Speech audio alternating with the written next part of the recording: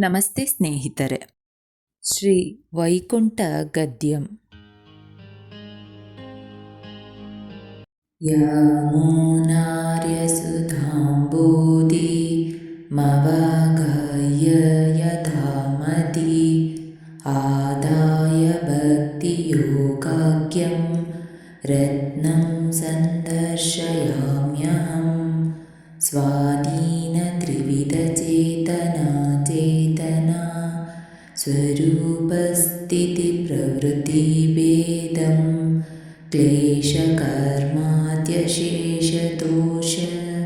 ಸಂತೃಷ್ಟಂ ಸ್ವಭಾವಿಕಾನವಧಿ ಕಾತಿಶಯಜ್ಞಾನಬಲೈಶ್ವರ್ಯ ವೀರ್ಯಶಕ್ತಿತೇಜಃ ಪ್ರವೃತ್ಯ ಸಂಖ್ಯೇಯ ಕಲ್ಯಾಣಗುಣಗಣೌಘಮಹಾರ್ಣವಂ ಪರಮಪುರುಷಂ ಭಗವಂತಂ ನಾರಾಯಣಂ ಸ್ವಾಮಿತ್ವೇನ ಸುಹೃದ್ವೇನ ಗುರುತ್ವೇನ ಚ ಪರಿಗೃಹ್ಯ ಐಕಾಂತಿಕಾತ್ಯಂತಿಕ ತತ್ಪದಾಂಬುಜದ್ವಯ ಪರಿಚೈರ್ಗಮನೋರಥಃ ತತ್ಪ್ರಾಪ್ತಯೇ ಚ ತತ್ಪದಾಂಬುಜದ್ವಯ ಪ್ರಪತ್ತೇರನ್ಯನ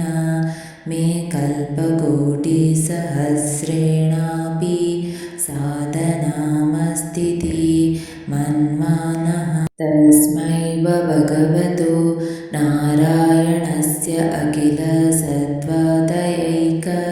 ಸಾಗರಸ್ಯ ಅನಾಲೋಚಿತ ಗುಣಾಗುಣಾಖಂಡ ಜನಾನುಕೂಲ ಮರ್ಯಾದ ಶೀಲವತಃ ಸ್ವಾಭಾವಿಕಾನ ವಧಿಕಾತಿಶಯ ಗುಣವತ್ತಯ ದೇವದೀಯರ್ಮಾನುಷ್ಯ ದ್ಯಖಿಲ ಜನ ಹೃದಯಾನಂದನಸ್ಯ ಆಶ್ರಿತ ವಾತ್ಸಲ್ಯೈ ಕಜಲದಯೇ ಭಕ್ತಜನ ಸಂಶ್ಲೇಷೈಕಭೋಗಸ್ಯ ನಿತ್ಯಧ್ಯಾನ ಕ್ರಿಯೈಶ್ವರ್ಯಾದಿ ಭೋಗಸಾಮಗ್ರಿ ಸಮೃದ್ಧತಸ್ಯ ಮಹಾವಿಭೂತೆ ಶ್ರೀಮಚ್ಚರಣಾರವಿಂದಯುಗಳಂ ಅನನ್ಯಾತ್ಮ ಸಂಜೀವನೇನ ತದ್ಗತ ಸರ್ವಭಾವೇನ ಶರಣಾಮನುವ್ರಜೇತ್ ಪ್ರತ್ಯಹಮಾತ್ಮೋ ಜೀವನಾನೈವ ಮನುಸ್ಮರೇತ್ ಚತುರ್ದಶ ಭುವನಾತ್ಮಕಂ ಅಂಡಂ ದಶಗುಣಿತೋತ್ತರಂ ಚ ಆವರಣ ಸಪ್ತಕಂ ಸಮಸ್तं ಕಾರ್ಯಕಾರಣಮಧೀತ್ಯ ವರ್ತಮಾನೆ ಪರಮಾಂ ವ್ಯೋಮ ಶಬ್ದಾಭಿಧೇಯೇ ಬ್ರಹ್ಮಾದೀನಾಂ ವಾಗ್ಮನಸಗೋಚರೆ ಶ್ರೀಮತಿ ವೈಕುಂಠೆ ದಿವ್ಯಲೋಕೆ ಸನಕವಿಧಿ ಶಿವಾದಿಭಿರಪಿ ಅಚಿಂತ್ಯ ಸ್ವಭಾವೈಶ್ವರ್ಯೇ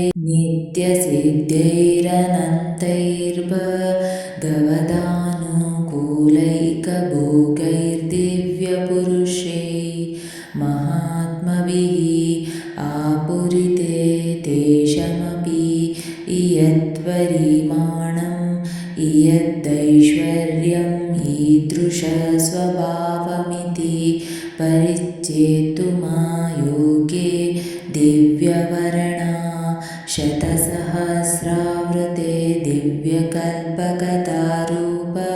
ಶೋಭಿತೆ ದಿವ್ಯೋದ್ಯಾನ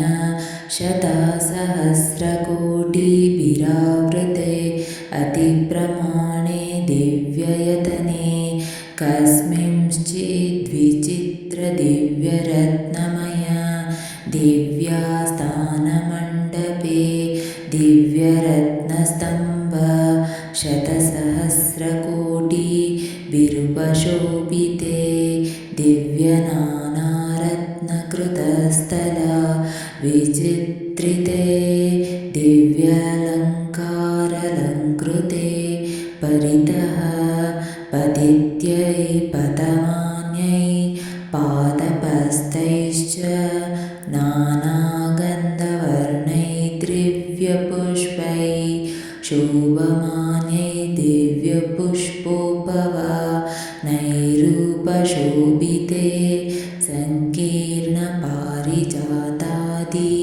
कल्पद्रुमोपशोभितैः असङ्कीर्णैश्च कैश्चिदन्तस्तपुष्परत्नादिनिर्मिता दिव्यलीलामण्डपा शतसहस्रोपशोभितैः सर्वदानु भूयामनैरप्य पूर्ववदाश्चर्यमावह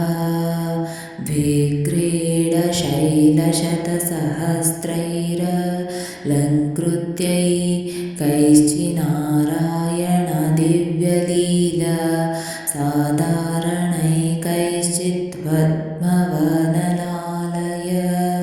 दिव्यलीला साधारणैश्च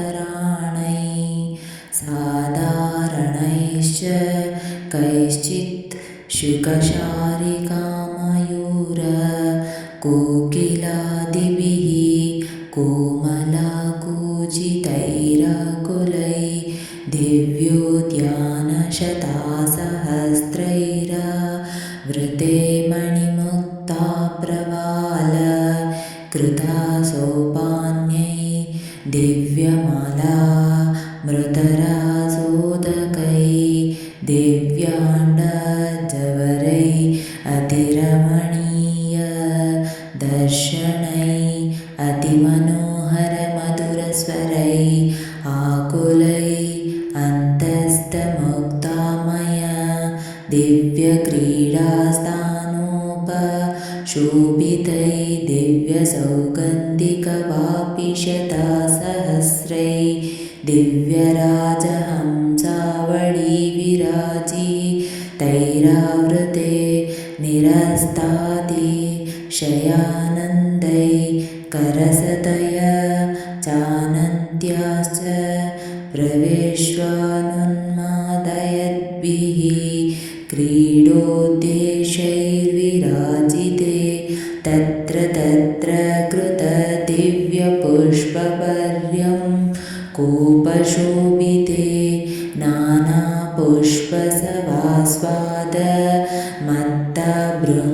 नानापुष्पसभास्वादमत्तभृङ्गावलिभिः दिव्यगान्धव्रेणापूरिते चन्दनागरुकपूर्व दिव्यपुष्पावगाहि मन्दानिलासेव्यैमाने मध्ये पुष्पसञ्चय विचित्रिते महति दिव्ययोगपर्यङ्के अनन्तभोगिनि श्रीमद्वैकुण्ठैश्वर्यादि दिव्यलोकम् आत्मकान्त्य शेषाशनादि सर्वपरिजनं भगवतस्तदादवस्तोचित परिचर्यायाम् आज्ञापयन्त्य शीलरूपगुणाविलासादिभिः आत्मानुरूपाय श्रियसहासीनं प्रत्यग्रोन्मिलित सरसीजसदृशनयनयुगळं स्वच्छनीलाजिमोतसंकाशम् अत्युज्ज्वलपीतवाससं स्वया प्रभयति निर्मलय अतिशीतलय अतिकोमलय स्वच्छमाणिक्याभयकृत्स्नं जगद्भासयत्नम् अचिन्त्य दिव्याद्भुतनित्ययौवन स्वभावा लावण्यमयामृतसागरम् अतिसौकुमायादि ईशात् प्रस्फिन्नवदालक्ष्मणा ललाटपलकदिव्यालकावली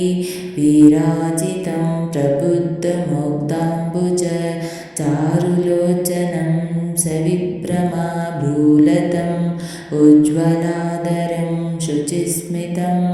कोमलगण्डम् उन्नसम् उदग्रपीनां स विलम्बिकुण्डलालकावली बन्धुराकम्बुकन्दरं प्रियावतं सोत्पल कर्णभूषणाष्टताल काबन्धविमर्दशंसिभिः चतुर्भिराजानुविलम्बिभिः भ्रूजैर्विराजितम् अतिकोमलदिव्यरेखालङ्कृता ताम्रकरतलं दिव्याङ्गुलीयकविराजितम् अतिकोमला दिव्यनकावळी विराजितम् अतिरक्ताङ्गुलीभिरलङ्कृतं तक्ष्याणोन्मिलित पुण्डरीकसदृशचरणयुगळम् अतिमनोहर किरीटमकुटचूडावतंसमकरकुण्डल ग्रैवेयक आरकेयूरकटक श्रीवत्स कौस्तुभ दामोदर वन्दना पीताम्बर काञ्चीगुणानुपुरादिभिरत्यन्त दिव्यगन्धै भूषणैर्भूषितं श्रीमद्य वैजयन्त्य वनमालय विराजितं शङ्खचक्रगदासी शारङ्गादिदिव्यायुधै सेव्यमानं स्वसङ्कल्पमात्रावक्लुप्त जगज्जन्मस्थितिध्वंसादिके श्रीमति विश्वक्सेने न्यस्तसमस्ततैश्वर्यं वैनतेयादिभिः स्वभावतो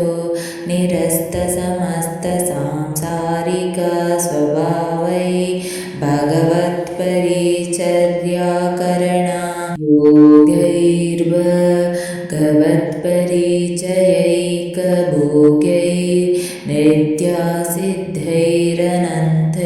योगैर्भगवत्परिचयैकभोगैर्नित्यासिद्धैरनन्तयतायोगं सेव्यमानम् आत्मभोगेन अननो संहितापराधिकालदिव्यमला कोमलावलोकनेन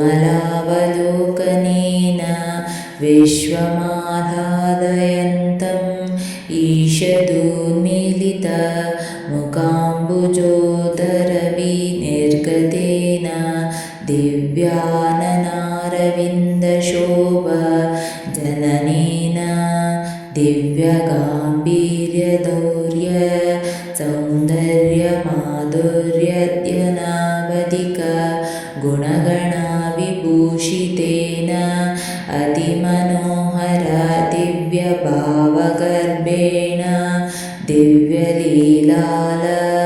दिव्यलीलालपामृतेन अखिलजनहृदयान्तराण्य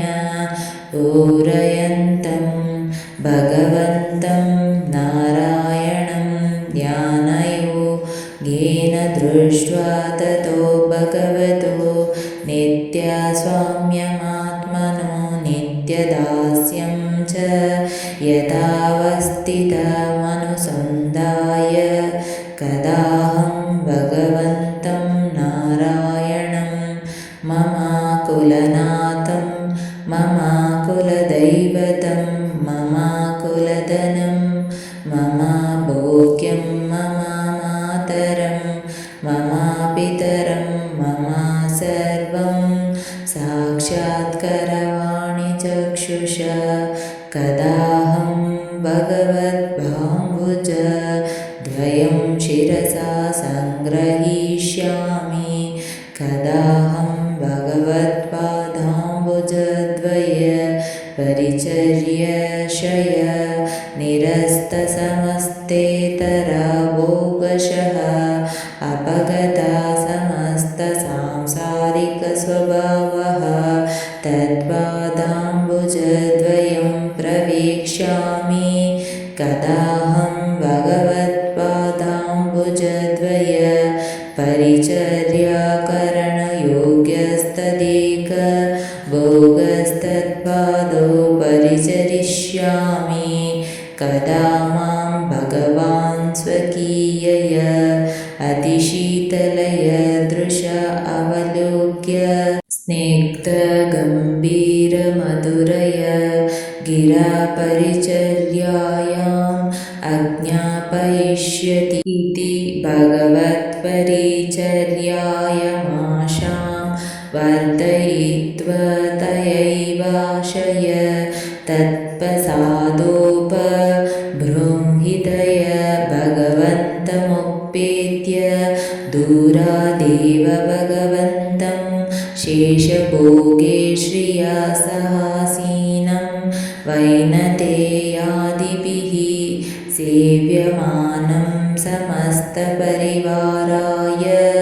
श्रीमते नारायणाय नमः इति प्रणम्य उत्थायोत्थाय पुनः पुनः प्रणम्य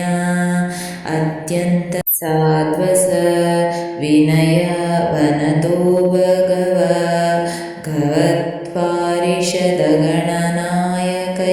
भगवत्पारिषदगणनायकैर्भार्यपालै कृपया स्नेहगर्भयदृशावलोकितः सम्यग्विवन्दितैस्तैरेनानुमतो भगवन्तमुपेत्य श्रीमतामूलमन्त्रेण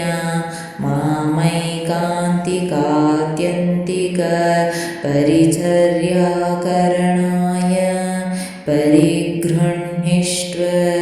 इति याचमानः प्रणम्यात्मानं भगवते निवेदयेत् ततो भगवता स्वयमेवात्मा सञ्जीवनेन अमर्यादशीलवता अतिप्रेमान्वितेन अवलोक्य सर्वदेश सर्वकाल सर्वावस्थोचितात्यन्तशेष भावाय स्वीकृतो नो ज्ञातश्च अत्यन्तसाध्वस विना यावनतः किङ्कुर्वाणः कृताञ्जलिपुटो भगवन्तमुपासीतता तश्चानुभूयमानभावविशेषः निरतिशय प्रीत्यान्यत् किञ्चित् कर्तुं द्रष्टुं स्मर्तुमाशक्तः पुनरपि शेषभावमेव याचमानो भगवन्तमेव विच्छिन्नस्रोतोरूपेणावलोकनेन अवलोकयन्नासीत् ततो भगवता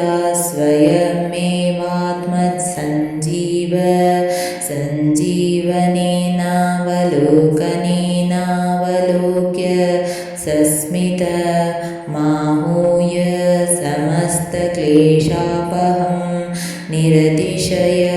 सुखावहमात्मीयं श्रीमत्पादारविन्दयुगलं शिरसि कृतं ध्यात्वा अमृतासागरान्तर्निमग्ना सर्वावयवः सुखमासित लक्ष्मीपतेर्यतिपतेश्च दयैका धामो नः योऽसौ पुरा समजनिष्व जगदिथार्थं प्राप्यं प्रकाशयतु नः परमं रहस्यं संवाद एष शरणागति मन्त्रसारः एष शरणागति मन्त्रसारः संवाद एष शरणागति मन्त्रसारः इति श्री भगवद्रामानुजविरचिते श्रीवैकुण्ठगद्यं सम्पूर्णम्।